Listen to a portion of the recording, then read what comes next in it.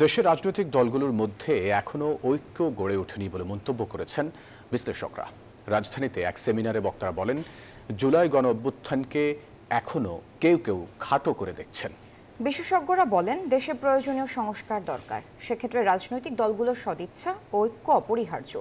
জনগণের ভোটের অধিকার ও বিচার বিভাগের স্বাধীনতা নিশ্চিতকরণের উপর জোর দেন তারা। রাজধানীর ব্র্যাক সেন্টারে চলছে গবেষণা প্রতিষ্ঠান সানেমের 3 দিনব্যাপী অর্থনীতিবিদদের 8ম বার্ষিক সম্মেলন।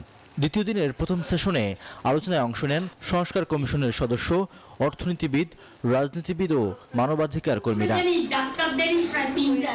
সিপিডি সম্মানীয় ফেলো ডক্টর রওনক জাহানের সঞ্চালনায় সম্মেলনে উঠে আসে জুলাই গণ অভ্যুত্থান পরবর্তী বাংলাদেশের সম্ভাবনা, অসঙ্গতি ও নাগরিক প্রত্যাশার নানা দিক। বক্তারা বলেন, রাষ্ট্রীয় সংস্কার সহ গুরুত্বপূর্ণ বিষয়ে জনগণের সম্পৃক্ততা জরুরি। অনেক সংস্কার চাই, কিন্তু সংস্কারগুলো কি একটু আমাদের জানতে হয়।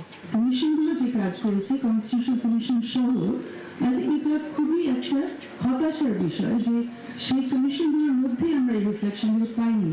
এখনো খোলা মনে কথা বলার সুযোগ তৈরি হয়নি বলে অভিযোগ রাজনৈতিক দলের নেতাদের। বলেন, রক্তঝরা জুলাই বিপ্লবকে অস্বীকার করার সুযোগ নেই।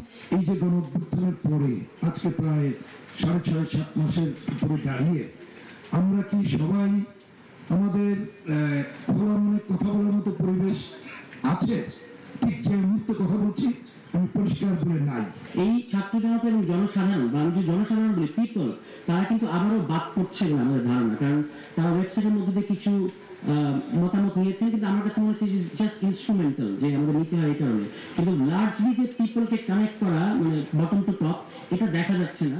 বিগত সরকার কর্তৃক হরণ করা ভোটের অধিকার ফিরিয়ে আনতে হবে।